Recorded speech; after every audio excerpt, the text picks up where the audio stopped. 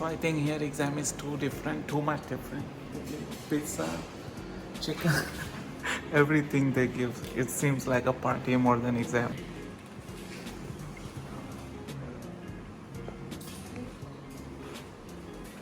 So this one is chicken here, Fanta. This is exam. Hello अस्सलाम वालेकुम। तो कल मैंने एक वीडियो डाली थी कि एग्ज़ाम कैसे होता है फ़ॉरेन कंट्री में। बेसिकली ये यूएसए की यूनिवर्सिटी है।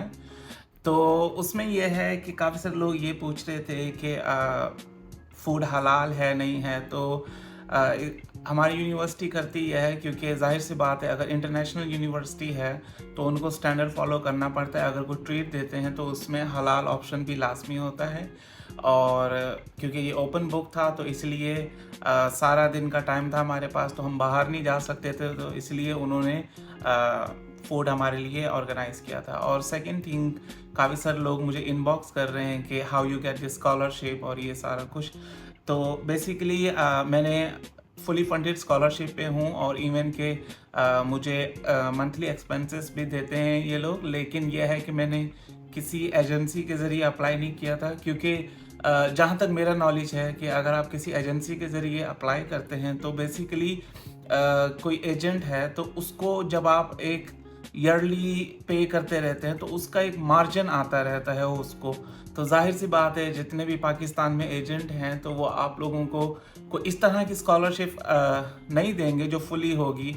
और यूके का क्योंकि मेरा कभी नहीं हुआ, क्योंकि यूके जब भी मैंने अप्लाई जिस भी यूनिवर्सिटी में किया है तो मुझे ऑफ़र लेटर तकरीबन 3 से 4 दिन में आई है। तो उसमें यह है कि आपके एक्सपेंस बहुत ज़्यादा होते हैं। लेकिन मुझे ये लगता है कि आप लोग स्कॉलरशिप के लिए अप्लाई कर रहे हैं और फुली फंडेड स्कॉलरशिप मिलती हैं। मुझे कम से कम ये लोग $1000 तक ये लोग मंथली एक्सपेंस पे करते हैं। उसके अलावा रिसर्च वगैरह और बुक्स और इवन के नोटबुक सब कुछ ये जो ना प्रोवाइड करते हैं, यानी कि मैकबुक वगैरह सारा कुछ। उसके अलावा डिपेंड करता है कि आपकी फील्ड क्या है। जैसे मेरी है कंप्यूटर इंजीनियरिंग और स्पेशली आर्टिफिशियल इंटेलिजेंस, और मेरी जो है वो रिसर्च भी चल रही है फ्लड डिटेक्शन सिस्टम में। इवन के मैंने यूएन में भी काफ़ी दफ़ा पार्टिसिपेट किया है as a representator of flood detection system from Pakistan. तो उसमें यह है कि बस यही मुझे कहना था कि काफ़ी सारे लोग कह रहे हैं कि किस तरीके से अप्लाई किया, क्योंकि मैं कोई स्पेसिफिक वेबसाइट नहीं बता सकता और ना कोई थी, क्योंकि आप डायरेक्ट यूनिवर्सिटी से कांटेक्ट करें।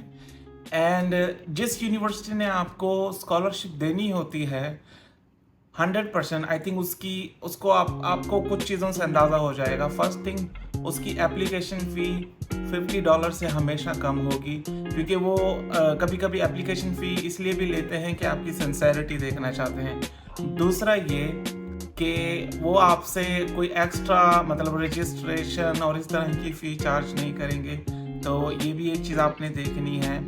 और बाकी यही, और मेरा ये था कि तकरीबन मैंने कोई 300 यूनिवर्सिटी अप्लाई की थी दुनिया की। इन दी एंड मुझे MIT से ऑफ़र आई थी। तो MIT के लिए मैंने जाहिर सी बात है क्योंकि मेरी रिसर्च चल रही थी तो मैंने कांटेक्ट किया हुआ था पहले से प्रोफेसर से, और 1-2 साल कोविड के दरमियान और सारा कुछ मैं करता रहा। और काफ़ी दफ़ा पाकिस्तान आर्मी से मैंने डेटा भी मांगा, बट आर्मी ने मुझे डेटा नहीं दिया, क्योंकि पाकिस्तान का जो जितना भी डेटा होता है जोग्राफिकली वो सारा आर्मी के हैंड ओवर होता है, तो उन्होंने नहीं दिया। तो ऐसा नहीं है कि मतलब क्यों नहीं दिया, जाहिर सी बात है एक यानी कि आपके घर का एक मैप अगर किसी और को मैं दे दूं तो जाहिर सी बात है थोड़ा सा प्राइवेसी तो होगी या सिक्योरिटी चीज़ सारा कुछ। तो उसके अलावा बाकी मैंने खुद से अप्लाई किया था, मैंने किसी एजेंट से नहीं, क्योंकि एजेंट के पास जब भी मैं गया था तो हमेशा मुझे वो डीमोटिवेट करके भेजता था, क्योंकि वो पैसे ही इतने बताता था कि 25 लाख 30 लाख। और इवन के जो मेरी अभी मतलब जो यूनिवर्सिटी पे कर रही है, लेकिन इस डिग्री की कॉस्ट भी कम से कम 1 करोड़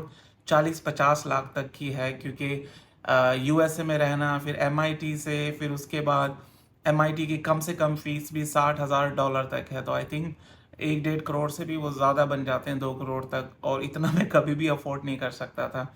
तो यही है कि खुद से अप्लाई करो और बाकी गिव अप ना करो। और जो पिछली वीडियो थी उसका मेन पर्पज़ यही था कि आप लोगों को मोटिवेट करना। तो बाय बाय, अल्लाह हाफिज़।